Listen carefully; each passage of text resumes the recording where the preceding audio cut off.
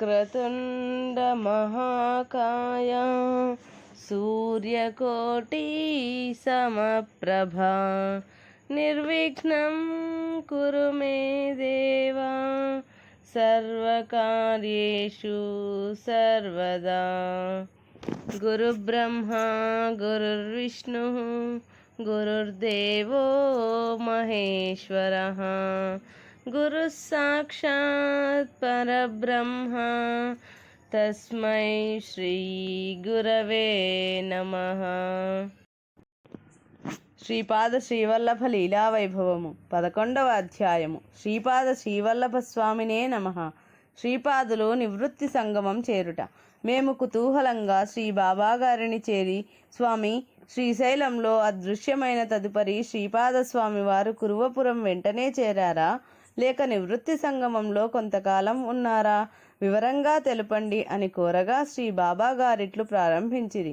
శ్రీపాదస్వామి వారు శ్రీశైలమందు అదృశ్యమై భీమా కృష్ణా నదుల సంగమ స్థానమైన నివృత్తి సంగమమును చేరుకొనిరి.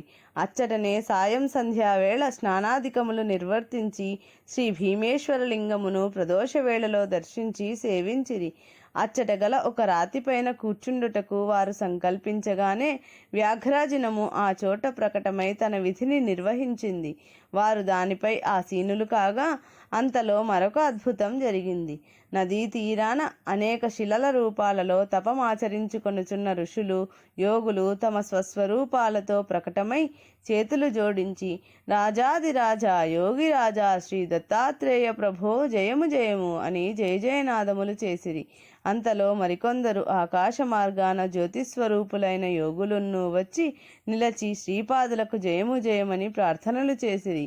ఓం నమో బ్రహ్మాదిభ్యో బ్రహ్మ విద్యా సంప్రదాయ కర్తృభ్యో వంశర్షిభ్యో మహద్భ్యో నమో గురుభ్యః.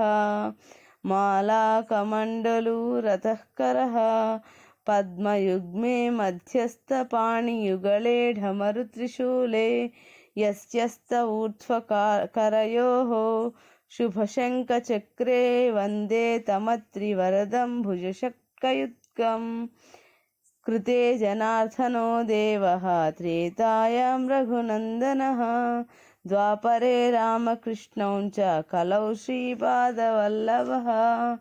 కాషాయ వస్త్రం కరదండధారిణం కమండలుం పద్మకరేణ శంఖం చక్రం గదాభూషితభూషణాఢ్యం శ్రీపాదరాజం శరణం ప్రపద్యే. ఔదుంబరః కల్పవృక్షః కామధేనుశ్చ సంగమః చింతామణిర్గురోః పాదౌ దుర్లభౌ భువనత్రయే. కరుణాలయ దివ్యస్వరూప శ్రీపాదరాయ శరణు శరణు, దేవా సద్గురుమూర్తి అంటూ స్తుతించారు. వారందరికీ శ్రీపాద శ్రీవల్లభులు అభివందనములు అనరించుచు, మహాత్ములారా, తపోధనులారా, మునిపుంగవులారా, వేలాది సంవత్సరములుగా తమ యొక్క తపఫలితములను లోక కళ్యాణమునకై ధారపోయిచు ఈ ప్రపంచమును శక్తిమంతముగా చేస్తున్న ఘనులు తమరందరూ. ఇప్పటి వరకు తమరు బ్రహ్మానందానుభూతిలో లయమై పరమాత్మయందే నెలకొని ఉన్నారు. ఈ కలియుగ మానవ సమాజములో ఏర్పడిన అజ్ఞానపు వాతావరణమును క్రమంగా జ్ఞాన దీప్తితో నింపుటకై నేను చేయబోవు కృషికి తమ యొక్క సహకారము కూడా అవశ్యమై ఉన్నదని పలుకగా, వారందరూ ప్రభు, మా వలన ఏ విధమైన సహకారము అవసరమో నిర్దేశించిన ఎడల తప్పక మా వంతు సహకారమును అందించగలము అని అందరూ పలికిరి. మహాత్ములారా, ఈ కలి ప్రభావమును నిర్జించగల శక్తి, తగ్గించగల శక్తి ఒక్క సద్గురువునకే కలదు. కావున జన్మరాహిత్యమును పొందిన తమరిని జన్మబంధములో పడమని కోరను. కానీ తమరు ముక్తులుగానే ఉంటూ ఏ వ్యక్తికి ఏ వ్యక్తితో సంబంధం ఏర్పడినచో ఆధ్యాత్మిక సాధనలో అతడొక అడుగు ముందుకు వేయగలడో పరికించి తెలుసుకుని ఏదో ఒక కారణంగా ఆ వ్యక్తుల కలయికకు కృషి చేసి వారి మనసులలో గురుభక్తికి ప్రేరణ కల్పించండి. అదృశ్యంగానే ఉంటూ తాము తరించుచు ఇతరులు తరించుటకు మార్గమును సుగమం చేయండి. ఈ ఉపకారం వలన మీ తపశ్శక్తి పెరుగుతుంది కానీ తరగదు. ఇది నాకు వలసిన సహకారమని పలికిరి. మునులు, ఋషులు, తాపసులు, యతీశ్వరులు ఒక్కసారిగా ఆశ్చర్యానందములతో శ్రీపాద శ్రీవల్లభ, ఏమి నీ కార్యదక్షత, ఏమి నీ దివ్య సంకల్పము, ఇంతవరకు మాకిటువంటి యోచన కలుగనే లేదు. నీ కృప అపారము స్వామి. మా తపశ్శక్తికి ఈ విధంగా ఉపయోగపెట్టును ఉపాయము తెలిపి మమ్ము కృతార్థులను చేసితివి అని అందరూ జయజయధ్వానములు చేసిరి. తదుపరి ఆ మహాత్ములందరూ శ్రీ దత్తాత్రేయ స్వామి వారి యొక్క దివ్య సంకల్పము, వారి కార్యాచరణకై ఏర్పడిన ప్రణాళిక యొక్క స్వరూప స్వభావములను దర్శించగలిగారు. ప్రపంచములో ఎక్కువగా దుర్జనులున్నను వారికి శిక్షణ గరుపుటకు సజ్జనులు కొద్ది మంది అయినా చాలు. సత్యమునకుండు శక్తిని ప్రదీప్తం చేయినప్పుడు అసత్యము రూపు మారిపోవుచుండునని శాస్త్రం తెలుపుచున్నది. ఒక్క సూర్యుడే ప్రపంచమంతటికీ వెలుగులు విరజిమ్ముచు జీవ జంతువుల సృష్టికి సహకరిస్తున్నాడు. శ్రీ దత్తాత్రేయ స్వామి తానొక్కడే ఈ కలిమాయను తప్పించి ప్రపంచ మానవాళిని మార్చగలడు. కానీ మనపై దయతో తన దివ్య ప్రణాళికలో మనలను భాగస్వాములుగా చేయుట ద్వారా మనకు దత్త సేవా భాగ్యాన్ని కల్పిస్తున్నారని పరిపరి విధములా కొనియాడి వారందరూ కార్యోన్ముఖులగుటకు నిర్ణయించుకొని అంతర్ధానమైనారు. శ్రీ స్వామివారు ఆ రాత్రికక్కడనే విశ్రమించి మరునాడు ఉదయమే తిరిగి స్నానానుష్ఠానములను తీర్చుకొని సమీపమందున్న కృష్ణా గ్రామమునకు చేరుకున్నారు. కృష్ణానదీ తీరాన ఏర్పడి ఉన్నందున ఆ గ్రామము పేరు కృష్ణగా వెలిసింది. అనేక మంది బ్రాహ్మణ వంశముల వారు ఆ గ్రామంలో నివసిస్తూ నదీ స్నానములు, అనుష్ఠానములు ఆచరించుటకు వీలుగా గృహములు ఏర్పరచుకొని ఉన్నారు. శ్రీ స్వామివారు ఒక బ్రాహ్మణ గృహము వాకిట నిలిచి హరహర మహాదేవ శంభో శంకర అనుచు శివనామోచ్చరణము గావించిరి. ఆ నాదములోని శ్రావ్యత, గంభీరతలకు ఆనందము కలిగి లోపలనున్న గృహస్థుడు బయటకు వచ్చి చూడగా ఇంటి ముంగిట ముగ్ధ మోహనాకారుడు, సుందర సుకుమార తేజోవిలాసుడు, దండకమండలధారుడు, జటాధరుడు అయిన ఈ బాలయోగీశ్వరుని దర్శించి కొంతసేపు నిశ్చేష్టుడై అట్లే నిలచెను.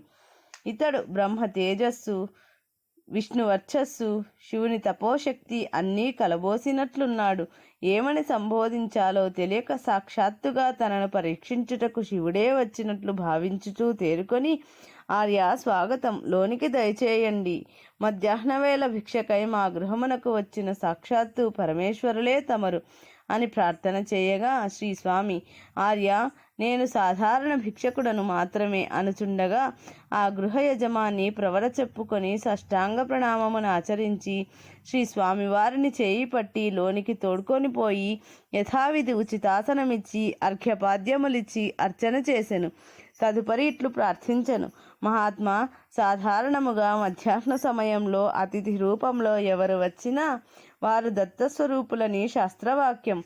అందున తమరు యోగీశ్వరులు, నన్ను నా వంశమును తరింపచేయుటకై విచ్చేసిన పరమేశ్వరులో లేక దత్తాత్రేయులో నేను తెలుసుకోగలిగిన వాడను కాను.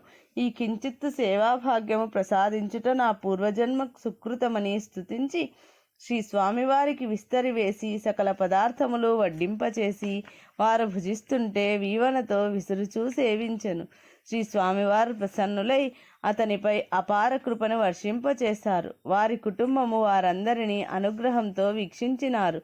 తదుపరి ఆ గృహస్థు శ్రీ స్వామివారి పేరు అడిగి తెలుసుకున్నారు. శ్రీపాద శ్రీవల్లభులనగానే అతని సంతోషానికి మేరలేదు. వారి శ్రీపాదం తమ గృహం పావనం చేసినందుకు. ఆ రోజు సాయంకాలమందు శ్రీ స్వామివారి అనుమతితో ఆ గృహస్థుతోటి బ్రాహ్మణులందరినీ తమ ఇంటికి ఆహ్వానించి సత్సంగ సమావేశము ఏర్పరచును. అందరి వంకా చూచి శ్రీ స్వామివారితో ఆయన ఇట్లు పలికెను. స్వామి, మేమందరము వేద విధులను అభ్యసించి అందరకు శుభకార్యములు, నిర్యాణానంతర కార్యములు అనగా పరకర్మలు చేయించు పురోహితులము. కానీ ప్రత్యేకముగా మోక్ష సాధన కొరకు ఏ విధమైన కృషియు చేయలేకున్నాము. అందరూ సంసార పోషణ కొరకు మాత్రమే కృషి చేయుచున్నాము. ఇటువంటి మాకు సులభమైన సాధనా మార్గం ఏదైనా తమ వంటి మహాత్ములే సూచించగలరని తమరిని ప్రార్థిస్తున్నామని విన్నవించెను. శ్రీ స్వామివారు క్షణకాలం కన్నులు మూసి తల పంకించుచు ఇట్లు ప్రారంభించిరి. ఆర్యులారా, వేద పండితులారా, పురుషార్థ సాధనలో మీకు తెలియనిదేమున్నది? ధర్మ, అర్థ, కామ్య, మోక్ష సాధనాది 4 పురుషుడు సాధించవలసినవే. తమను నిత్యము చేయు పురోహిత వేద విధులనే వివేకముతో నిర్వర్తించినచో తమరికి వైరాగ్యమన్నది కరతలామలకమే.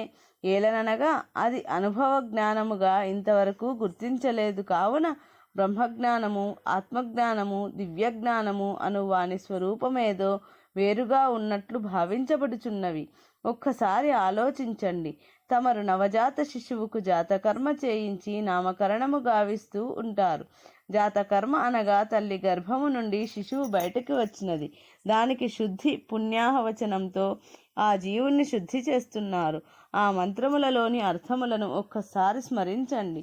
ప్రతి శిశువు ఒకే రకంగా భూమిపైకి వస్తున్నది. కానీ వానికి జన్మ సంస్కారములు, ఆ జన్మ సంస్కారములు అనగా పూర్వజన్మ వంశాచార విధులు ఎన్నో విధముల సహకరించితే వాడు ఉత్తముడు కాగలడు. అందరి యందును పరమాత్ముని అంశయే జీవరూపముగా ప్రకాశించుచున్నది. ఇది వేద రహస్యము. అయినను తమరు ఈ విషయము దూరముగా ఉంచెదరు. తల్లి గర్భమునందు జీవుడు శ్రీమన్నారాయణుని 10 అవతారములను, వాని సూక్ష్మ రూపములను 10 నెలలలో పొందుచున్నాడు. ఇది సార్వజనీన రహస్యం. మొదటి నెలలో నీటిలో చేపవలే తల్లి గర్భంలో తిరుగుచూ 2వ నెలలో కూర్మ రూపం ధరిస్తాడు. 3వ నెల వరాహ రూపంలో ఉంటాడు. 4వ నెలలో నరసింహ రూపంలో శిశువు తయారవుతాడు. 5వ మాసంలో కుబ్జ మానవ రూపుడనగా వామన రూపం ధరిస్తాడు. 6వ మాసంలో అనాగరిక మానవ అనగా పరశురామ రూపములో ఉంటూ 7వ మాసంలో నాగరిక పురుష రూపం శ్రీరామలో శిశువు ముక్కు, కన్నుల తీరు తేటగా తెలుస్తుంది. 8వ నెలలో పూర్ణ పురుష రూపం, 9వ నెలలో బుద్ధి స్వరూపుడై అనగా బుద్ధావతారం తన పూర్వకర్మలు, భవిష్యత్ కర్మలు అన్నీ తెలుస్తూ ఉంటాయి. భగవంతునికి చేతులు జోడించి ప్రార్థిస్తూ ఎన్నెన్నో జన్మలైనాయి, ఇక పైన జన్మ వద్దు తండ్రి అంటూ ప్రార్థిస్తాడు. 10వ నెలలో ధనంజయ వాయువు యొక్క ఒత్తిడితో తల్లి గర్భం నుండి బయటపడుట తోడనే భూమి ఆకర్షణ శక్తికి లోనవుతాడు. విషయ విజ్ఞాన నాశన రూపాయ కల్కిహి అన్న తీరుగా వాడికి అప్పటిదాకా ఉన్న పరమాత్మ ప్రసాదిత జ్ఞానం శూన్యమైపోతుంది. ఆ పైన ప్రతి విషయం నేర్చుకునే పరిస్థితే ఉంటుంది. కావున ఇప్పుడు చెప్పబడిన జ్ఞానం నిరంతరం జ్ఞాపకం పెట్టుకొని నిత్యము ఆయా కర్మలు చేయించండి. మీ నిత్య కర్మలోనే వివేకాన్ని పొందండి. అది ఏ అనుభవ జ్ఞానం అంటారు. అంతేకాక నిర్యాణానంతరం జీవునికి తమరు అపరకర్మలు చేయించుచున్నారు కదా, ఆ మంత్రార్థములను ఒక్కసారి మనసులో స్మరించండి. వైరాగ్యము తమరు మరి ఒక్కరు నేర్పించనవసరము లేదు. యదృశ్యం తన్నశ్యం. ఏది ఈరోజు కంటికి కనిపిస్తున్నదో అది రేపు నశించబోవుచున్నది. ఎట్లనగా నిన్నటి వరకు లేదా క్రిందటి క్షణం వరకు కనిపించిన మాట్లాడిన వ్యక్తి ఈ క్షణంలో శవంగా మారి భస్మం చేయబడుచున్నాడు. శరీరాన్ని విడిచిన జీవుని గతులు ఏ విధంగా ఉంటుందో మంత్రబద్ధం చేయబడి ఉన్నది. ఈ జన్మయందు అతడు నరించిన కర్మ సంచయమును కొంత పరిహారము చేసి ఆ జీవునికి సద్గతులు కల్పించుటయే మీరాచరించు అపరకర్మలకు అర్థము. అందువలన ఆ విధి విధానముగా అపరకర్మాచరణ జరగకుంటే ఆ జీవునకు సద్గతులు కలుగవు. ఇది మీకు తెలిసిన విషయమే కదా. ఆయా కర్మల యొక్క అర్థమును కూలంకషంగా తెలిసి ఆచరించుట చేత వివేకము మరియు వైరాగ్యము రెండూ కలుగును. ఎప్పుడు ఈ జ్ఞాన మార్గము లభించునో సంసారమునందుండినను తామరాకుపైన నీటి బిందువు వలె సంసారము అంటకుండా విడిబడి తమను తాము ఉద్ధరించుకొనగలరని శ్రీ స్వామివారు సుదీర్ఘమైన బోధ చేయువేళ అందరూ చిత్తరువుల వలె కదలక మెదలక ఉండిరి. శ్రీ స్వామి తమ బోధను ఆపిన కొన్ని క్షణాల అనంతరం తలలు పండిన పండితులు, నడి వయస్సు గృహస్థులు, బ్రహ్మచారులు అందరూ కూడా జయము జయము శ్రీపాద శ్రీవల్లభులకు జయము అని జయ జయనాదములు చేశారు. ఇంత చిన్న బాలునికి ఈ జ్ఞాన మార్గ బోధ మనకు చేయగల శక్తి సంపన్నత ఎట్లు లభించనో ఆశ్చర్యము. వీరు సామాన్య యోగి కాదు. ఈ జన్మ సిద్ధులై ఉండవలనని ఒకరికొకరు చెప్పుకొనిరి. ప్రదోష సమయానికి ముందు శ్రీ స్వామివారు తమ ప్రబోధమును పూర్తి చేసి వారందరి వద్ద వీడ్కోలు తీసుకుని అచ్చట అదృశ్యమై కురువపురం చేరారు. కుర్వపురం ఆగమనం. నివృత్తి సంగమము నుండి శ్రీపాదస్వామి వారు కుర్వపురమునకు వచ్చి చేరు సమయమునందు కుర్వపురమందు గల మునులు, యోగులు, సిద్ధులు మొదలగు వారంతా దివ్య దృష్టితో శ్రీ స్వామివారి ఆగమనమును ముందుగానే గ్రహించి ఉండుట చేత వారి రాకకై ఎదురు చూస్తున్నారు. శ్రీ స్వామివారు ఆ ప్రదేశమునకు వస్తారనే విషయం వారికి తెలుసును. కానీ ఇదమిద్దమైన సమయమునకు శ్రీ దత్తావతారుడు శ్రీపాదుల వారు వస్తారన్న విషయం మాత్రం వారికి తెలియలేదు. వారి పరిస్థితి శ్రీరామ దర్శనము కొరకు ప్రతిరోజు ఎదురుచూచు శబరి వలెనున్నది. తమ గురువు చెప్పిన మాట కారణంగా శబరిమాత విసుగు చెందకుండా ప్రతిరోజు కుటీరాన్ని అలంకరించి శ్రీరామ నైవేద్యము కొరకు ఫలములను, పూజకు పూలను సిద్ధం చేసుకుని అమితమైన ఓర్పుతో ఎదురుచూచేది. ఆ ఎదురుచూపు నిరీక్షణలే కాకుండా శ్రీరామ నామస్మరణే తపస్సుగా మారి చివరకు శ్రీరామ దర్శన భాగ్యం మరియు ఆయన అనుగ్రహాన్ని పొందినదామె. మునులు, యోగులు, సిద్ధులు అంతా వారి నిత్య సాధనానుష్ఠానములను ఆచరిస్తూ శ్రీ స్వామివారి రాకకై నిరీక్షించసాగారు. అందరి మనస్సుల యందు శ్రీ స్వామివారు త్వరలో రానున్నారు అనే స్థిరమైన భావన కలిగింది. కానీ శ్రీపాదస్వామి వారి రాక దైవ రహస్యమగుట వలన కాల నిర్ణయం మాత్రము వారి దివ్య దృష్టి లేదా భవిష్యత్ దర్శనమునకు అందలేదు. మహాత్ములందరూ ఎంతో ఆతృతగా శ్రీపాదస్వామి వారి రాకకై ఎదురుచూడసాగారు. ఆ శుభగడియ దగ్గరయ్యే కొలది వారిలో ఆతృత అధికమవసాగింది. శ్రీ స్వామివారి రూపం వారి వారి మనోఫలకములందు గోచరించగా అంతటి అందమైన రూపాన్ని ప్రత్యక్షంగా దర్శించుట కొరకు వారంతా ఉవ్విళ్ళూరసాగారు. ఈ విధమైన ఆతృత ఆశలతో వారు ఎదురుచూచుచు శ్రీ స్వామివారు ఆశీనులగుటకు విశ్రమించుటకు వీలుగా ఒక రాతి ఫలకము అనగా రాతి బండను ఒక చెట్టు నీడలో ఏర్పాటు చేశారు. అంతలో అకస్మాత్తుగా ఒక వ్యాఘ్రాజినము అనగా పులిచర్మము వారు ఏర్పాటు చేసిన రాతి బండపై ప్రత్యక్షమైనది. ఉన్నట్లుండి కనబడిన పులి చర్మమును చూచిన వారందరూ శ్రీ దత్తస్వామి వచ్చు సమయం ఇదే అని జాగరూకులై భక్తి, శ్రద్ధ, వినయములతో లేచి నిలబడి జై గురుదత్త, జై గురుదత్త అని మరియు శ్రీ స్వామివారిని అనేక విధములుగా ప్రార్థించసాగిరి. శ్రీవల్లభ స్వామి అచ్చట ప్రత్యక్షమై తన గురించి ఏర్పాటు చేసిన ఆ రాతి బండపై కూర్చుని అందరినీ సాలోకనంగా చూచారు. అందరూ శ్రీ స్వామివారికి నమస్కరించి ఫలపుష్పాదులను సమర్పించినారు. పవిత్ర కృష్ణాజలాలతో పాదాభిషేకం చేశారు. వారందరినీ ఆశీర్వదించి శ్రీపాదస్వామి వారితో, మీరంతా ఈ పవిత్ర క్షేత్రంలో మా రాకకై ఎదురు చూస్తూ మీ తపో సాధనల వలన ఈ ప్రదేశము యొక్క పవిత్రతను మరింత వృద్ధపరిచినారు.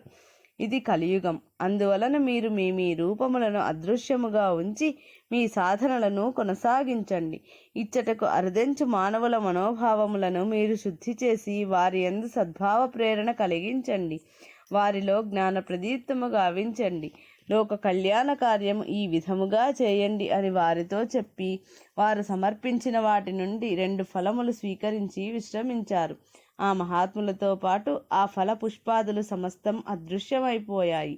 మరుసటి రోజు ఉదయం శ్రీపాదుల వారు నదిపై నెమ్మదిగా అడుగులు వేయుచు యువతలి ఒడ్డునకు రాసాగిరి.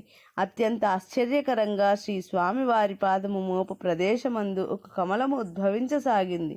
కృష్ణమ్మ తన అన్నగారి పాదములకు ఈ కమల సేవ అన్నట్లుగా వారి ప్రతి అడుగుకు ఒక్కొక్క కమలము ఉద్భవించుట మరియు వారు మరొక అడుగు వేసిన వెంటనే ముందు ఉద్భవించిన కమలము అదృశ్యమగుచుండగా శ్రీ స్వామి ఈవల వడ్డకు చేరుకొనిది. అప్పటి వరకు శ్రీ స్వామివారి రాకకై ఎదురు చూచుచుండిన గణపతి ప్రత్యక్షమై శ్రీపాదస్వామి వారిని ఆలింగనము చేసుకుని సంతోషం ఉప్పొంగగా శ్రీ గణేశుల వారు ఇట్లనిది: శ్రీపాద, నేను కైలాసంలో మిమ్ములను కలిసిన సమయంలో ఇచ్చటకు చేరమని కోరితిని. ఆ ప్రకారమే మీరు ఇచ్చటికి చేరినారు. ఇది భూలోకంలోనే ఎంతో పవిత్రమైన సిద్ధక్షేత్రం. వేలాది సంవత్సరములుగా అనేకులు తమ తమ సాధనలలోని లోపములను సరిచేసుకొనుటకు ఇచ్చటికి చేరి సాధనలను చేసి దివ్యత్వం పొంది వెళుతూ ఉంటారు. మీ రాకతో ఈ క్షేత్రశక్తి ద్విగుణీకృతం అవుతుంది అని పలుకగా శ్రీపాదుల వారు, మహాదేవ, జ్ఞానస్వరూప, మీ సంకల్పం లేనిదే ఏ కార్యము సఫలము కాదు. మీరు నాకు అండదండలుగా ఉంటే పరమేష్ఠి సంకల్పము ప్రకారం మానవులను ధర్మము వైపు జాగృతి చేయగలము అని పలుకగా అస్తు అస్తు అంటూ శ్రీ గణేశుల వారు అదృశ్యులైరి. శ్రీపాదుల వారు తమ నిత్యానుష్ఠానమునకై శ్రీ సహజ గణపతికి అభిముఖంగా తూర్పు వైపు తిరిగి అచ్చట గల విశాలమైన బండ దగ్గర నిలిచిరి. శ్రీ స్వామివారు సహజ గణపతి స్వామి వారితో ముచ్చటించిన తదుపరి తమ సూర్య నమస్కారములను నిత్యానుష్ఠానములను కొనసాగించుచుండగా అచ్చట నదీ తీరమున గల ప్రకృతి ఆనందంతో ప్రవశించినది. పక్షుల కిలకిలారావములతో ఆ ప్రదేశమంతా ప్రతిధ్వనించసాగింది. భూమాత పులకించి తనను ఉద్ధరించుటకు సాక్షాత్ దేవదేవుడు మరలా భూమిపై అవతరించినందులకు వాతావరణం అంతా ఎంతో ఆహ్లాదకరంగా మారిపోయింది. సకల పక్షి జంతు సంచారముతో ఆ ప్రదేశమంతా కళకళలాడింది. నిత్యానుష్ఠానమును ముగించుకొని నది ఒడ్డుకు చేరి నిలబడి నలుదిశలా చూచుచూ ఏవో సైగలు చేసి ఆకాశం వంక ఒకసారి భూమి వంక ఒకసారి చూచి చిరునవ్వుతో తల ఊపుతూ ముందుకు నడవసాగారు. దగ్గరలో గల రావి చెట్టును చూచిరి. శ్రీ స్వామి అచ్చట గల ప్రదేశమంతటను కలయజూచి కూర్చొనుటకు అనువుగా ఉన్న ఒక బండను వీక్షించగా అది రావి చెట్టు నీడకు శ్రీ స్వామివారి సంకల్పాన్ని అనుసరించి చేరింది. వారి మనోభావాన్ని అనుసరించి వ్యాఘ్రాజనము ఆ రాతి బండపైకి చేరగా వారు దానిపై ఆసీనులయ్యారు. అంతలో అచ్చటగల విషనాగులు, క్రూర మృగములు, సాధన చేయి యోగులు, మహాత్ములు, ఋషులు, మునులు, సిద్ధులు శ్రీ స్వామివారి సన్నిధానమునకు చేరుకొనిరి. శ్రీపాదస్వామికి వారందరూ నమస్కరించి వారి ఆశీస్సులను పొంది అనుగ్రహ భాషణమునకై వేచి ఉండిరి. శ్రీ స్వామివారు ముందుగా అచ్చటకు చేరిన క్రూర మృగములను, విషనాగులను చూచి వాటితో, మీరు నా దర్శనమునకు గుప్తముగా రావలసినది. మీరు ఈ విధముగా వచ్చిన ఎడల నా కార్యక్రమమునకు ఆటంకము కలుగుతుంది. అందువలన మీరు ఇచ్చటకు చేరువారలకు ఎటువంటి అసౌకర్యమును కలిగించరాదు అని ఆజ్ఞనిచ్చిరి. అటులనే అచ్చటకు చేరిన మహాత్ములతో, మీరు మీ సాధనలను కొనసాగించండి. మీకు సకల శుభములు చేకూరతాయి. సద్గురుని అనుగ్రహం ఎల్లవేళలా మీకుంటుంది అని అన్నారు. పంచదేవ పహాడ్ గ్రామమునకు పోయి భిక్ష చేసి మరలా నదీ తీరమునకు వచ్చి కొలది సమయం రావి చెట్టు నీడను విశ్రమించి వెంటనే కురువపురమునకు చేరుకొనిరి. శ్రీపాదుల వారి లీలలు అనంతములు. వారి దర్శన భాగ్యమే ఒక లీల. శ్రీ స్వామివారి దర్శన మాత్రముననే కర్మధ్వంసము జరుగును.